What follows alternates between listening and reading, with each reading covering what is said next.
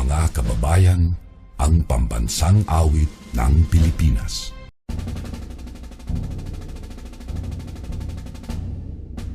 Bayang mabiliw, pelas ng silanganan, alam ng puso, sa dibdib mo'y buhay. Lupang hinirang, duyan ka ng magiging, sa manlulupi, di ka pasisingin, sa dagat at bundok, sa simoy at sa langit mong bakaw, may nilagang tula at awit sa paglayang minamahal, ang kislat ng matawat mo'y tagumpay na nagninig, ang bituin at araw niya kailan pa may di magdidinig, lupa ng araw ng walhati pagsinta, buhay ay langit sa piling mo, aming ligaya na pag may mga api, ang mamatay ng dahil sa'yo.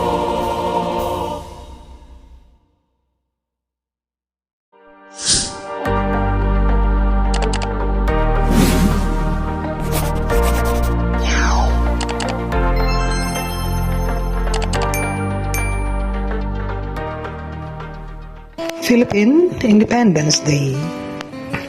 History of Philippine Independence Day. The earliest recorded was when Andres Bonifacio, along with Emilio Jacinto, Restituto Javier, Guillermo Mazangkay, Aurelia Tolentino, Faustino Manalap, Pedro Sabala, and few other Katipuneros went to Pamitinan Cape in Montalban, Rizal to initiate new members of the Katipunan. Bonifacio wrote Viva la Independencia Filipina, or Long Live Philippine Independence, on walls of the Cape to express the goal of their secret society. Bonifacio also led the cry of Pugadlawin, which signals the beginning of Philippine Revolution. Members of the Katipunan, led by Bonifacio, told their community tax certificates or cedulas personales in protest of Spanish conquest. The Philippine Revolution began in 1896. The Pact of Biak na Bato, signed on December 14, 1897, established a truce between the Spanish colonial government and the Filipino revolutionaries. Under its terms, Emilio Aguinaldo and other revolutionary leaders went into exile in Hong Kong. At the outbreak of the Spanish American War, Commodore George Dewey sailed from Hong Kong to Manila Bay, leading the U.S. Navy Asiatic Squadron. On May 1, 1898, Dewey defeated the Spanish on the Battle of Manila Bay, which effectively put the U.S. in control of the Spanish colonial government.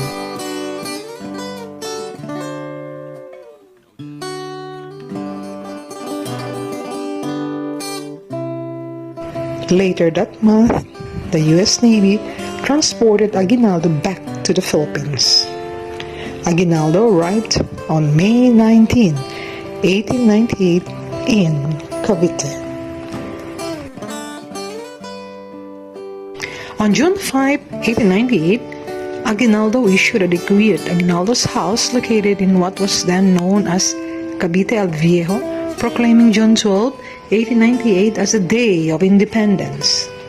The Acta de la Proclamación de la Independencia del Pueblo Filipino was solemnly read by its author, Ambrosio Rianzares Bautista, Aguinaldo's war counselor and special delegate.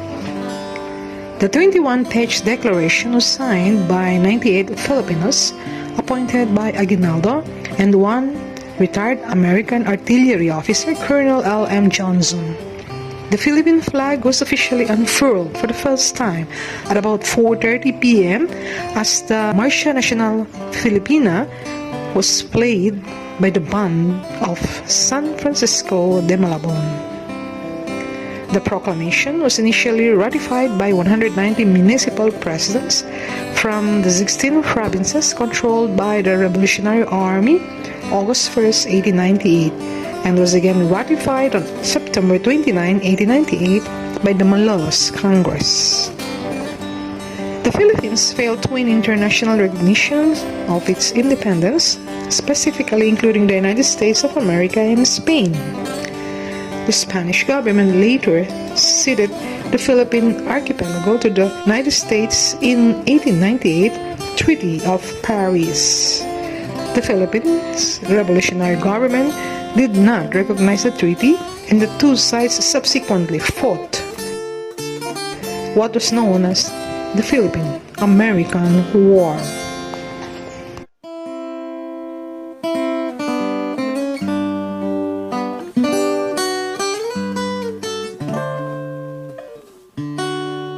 The United States of America granted independence to the Philippines on July 4, 1946, in accordance with the Philippine Independence Act, more popularly known as Tidings-McDuffie Act.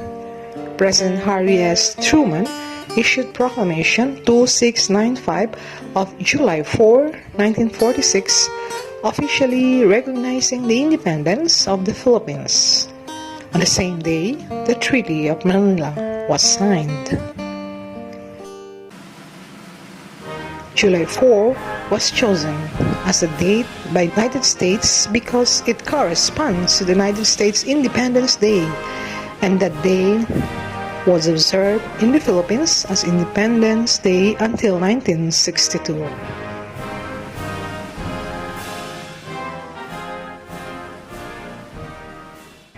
On May 12, 1962, President Diosdado Macapagal issued Presidential Proclamation number 28, which declared June 12 a special public holiday throughout the Philippines in commemoration of our people's declaration of their inherent and inalienable right to freedom and independence. On August 4, 1964, Republic Act number 4166 renamed July 4 holiday as Philippine Republic Day, proclaimed June 12 as Philippine Independence Day, and enjoined all citizens of the Philippines to observe the latter with befitting rights. Flag Day. Prior to 1964, June 12 was observed as Flag Day in the country.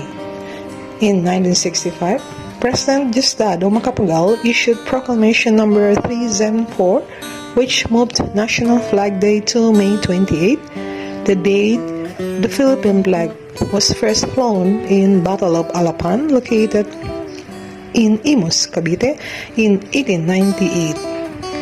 In 1994, President Fidel V. Ramos, the 12th President of the Philippines, issued Executive Order number 179, extending the celebration period from May 28, Philippine Independence, on June 12, ordering government departments, agencies, offices, government-owned and private establishments to prominently display the national flag in all public buildings, government institutions, and official residences during this period, ordering the Department of Education, in coordination with the private sector, non-government organization, and social-civic groups, to enjoin the prominent display of national flag in all public squares and, whenever practicable, in all private buildings and homes in celebration of national independence.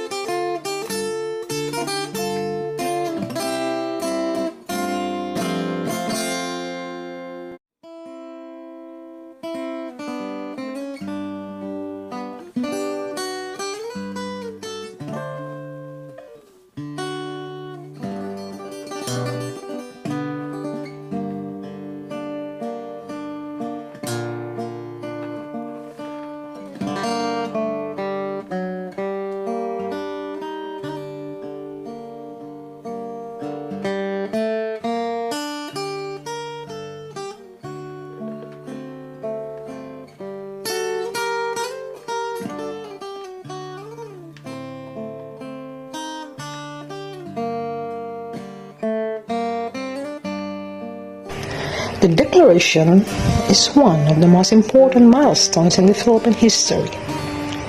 The country was colonized by many nations for hundreds of years. Imagine achieving your freedom after all the hardships you've been through. It's priceless. According to Claro M. Rector Jr., nationalism is nourished by the sands of history. It is of its essence to know profoundly the past, so that we may be in complete openness with the men who made that history and in intimate communion with their thoughts, their deeds, and their noble lives.